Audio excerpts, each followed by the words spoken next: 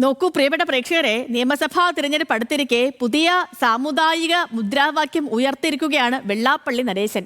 നായാടി മുതൽ നസ്രാണി വരെയുള്ളവരുടെ കൂട്ടായ്മ ഉണ്ടാക്കുമെന്നാണ് അദ്ദേഹം പറയുന്നത്.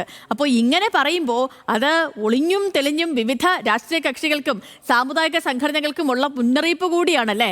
NSSുമായി കലഹമില്ലെന്നും സമരസപ്പെടുമെന്നും ആവശ്യമെങ്കിൽ പെരുന്നയിൽ വരെ പോകുമെന്നും ഒക്കെ പ്രഖ്യാപനമുണ്ട്. അപ്പോൾ പുതിയൊരു സഖ്യത്തിന് കൂടിയാണോ കളമുറുകുന്നത് എന്നുള്ളതാണ് ചോദ്യം. വെള്ളാപ്പള്ളി പറഞ്ഞതിന്റെ ആ രാഷ്ട്രീയ പൊരുൾ അന്വേഷിക്കുകയാണ്, പരിശോധിക്കുകയാണ് ഇന്ന് ന്യൂസ് ആംഗിൾ. കൊച്ചിയിൽ നിന്ന് വിശകലനങ്ങളുമായി നമ്മുടെ അബ്ദുൾ റഹീം തത്സമയം ചേരുന്നുണ്ട്. റഹീമേ, ഗുഡ് മോർണിംഗ്. വെള്ളാപ്പള്ളി നടേശൻ ഇന്നലെ പറഞ്ഞത് അത് വലിയ രീതിയിൽ കേരളത്തിൽ ചർച്ചയാകാൻ പോകുന്ന ഒന്നാണ്. രാഷ്ട്രീയ പാർട്ടികൾ അടക്കം ഇക്കാര്യങ്ങളൊക്കെ ചർച്ചയും വിലയിരുത്തലും ഒക്കെ ഇന്നലെ തന്നെയും തുടങ്ങിയിരുന്നു. പ്രത്യേകിച്ച് NSSുമായും ഇനി വേണമെങ്കിൽ പെരുന്നേൽ പോകാമെന്ന് കൂടി അദ്ദേഹം പറഞ്ഞു. NSS ജനറൽ സെക്രട്ടറിയുടെ അദ്ദേഹത്തിന്റെ വാക്കുകളും നമ്മൾ കേട്ടു. വേണമെങ്കിൽ ചർച്ചയാകാമെന്ന് അദ്ദേഹവും പറയുന്നുണ്ട്. അപ്പോൾ എങ്ങോട്ടാണ് ഈ തിരഞ്ഞെടുപ്പ് അടുത്തിരിക്കെയുള്ള ഈ സാമുദായിക സമവാക്യങ്ങളും സാമുദായിക ഈ നേതാക്കളുടെയൊക്കെയും ഇതെല്ലാം എങ്ങോട്ടാണ് പൊക്കോണ്ടിരിക്കുന്നത്? എങ്ങനെ മനസ്സിലാക്കണം നമ്മൾ?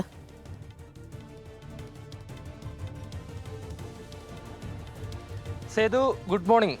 ഈ സമീപകാലത്തൊന്നും വെള്ളാപ്പള്ളി നടേശൻ നടത്താത്ത തരത്തിലുള്ള ഒരു പ്രതികരണം അത് തന്നെയാണ് ഇന്നലെ വെള്ളാപ്പള്ളിയുടെ ഭാഗത്ത് നിന്ന് ഉണ്ടായത് എന്നുള്ളതാണ്. പ്രധാനമായും നേരത്തെ നമ്മൾ കേട്ടിട്ടുള്ളതാണ് ഈ നായാടി മുതൽ നമ്പൂതിരി വരെ എന്നുള്ളത്. അത് NSSന്റെ SNDPയുടെ അധ്യക്ഷനായിട്ടുള്ള അല്ലെങ്കിൽ SNDPയുടെ ജനറൽ സെക്രട്ടറി കൂടിയായിട്ടുള്ള വെള്ളാപ്പള്ളി നടേശൻ തന്നെ മുന്നോട്ട് വെച്ച ഒരു സാമുദായിക സമവാക്യം തന്നെയായിരുന്നു. അതായത് നായാടി മുതൽ നമ്പൂതിരി വരെ എന്നുള്ളതായിരുന്നു. അത് പിന്നീട് പിൽക്കാലത്ത് അത് ഇല്ലാതായി പോകുന്ന കാഴ്ചയൊക്കെ നമ്മൾ കണ്ടതാണ്. പക്ഷേ ഇപ്പോൾ അദ്ദേഹം തന്നെ പറയുന്നു ആ നായാടി മുതൽ നമ്പൂതിരി വരെ എന്നുള്ളതല്ല, നായാടി മുതൽ നസ്രാണി വരെ ഒരുമിച്ച് നിൽക്കേണ്ട കാലമാണ് എന്നുള്ളത് തന്നെയാണ്. അതായത് പുതിയൊരു സാമുദായിക സമവാക്യം മുന്നോട്ട് വെക്കുന്നു എന്നുള്ളത് തന്നെയാണ് പ്രധാനപ്പെട്ട കാര്യം. പ്രധാനമായും ഈ നിയമസഭാ തെരഞ്ഞെടുപ്പൊക്കെ അടുത്തിരിക്കുന്ന സമയത്ത് വെള്ളാപ്പള്ളി നടേശന്റെ ഭാഗത്തു നിന്ന് വരുന്ന ഈ ഒരു പ്രതികരണം അത് നിയമസഭാ തെരഞ്ഞെടുപ്പ് ലക്ഷ്യം വെച്ചുള്ളത് തന്നെയാണ് എന്ന കാര്യത്തിൽ സംശയമൊന്നുമില്ല. ഏതായാലും ഈ വിഷയത്തിൽ ഇനി തുടർ പ്രതികരണങ്ങൾ എന്താണ് എന്ന് നമ്മൾ കാത്തിരുന്ന് തന്നെ കാണേണ്ടി വരും. പ്രധാനമായും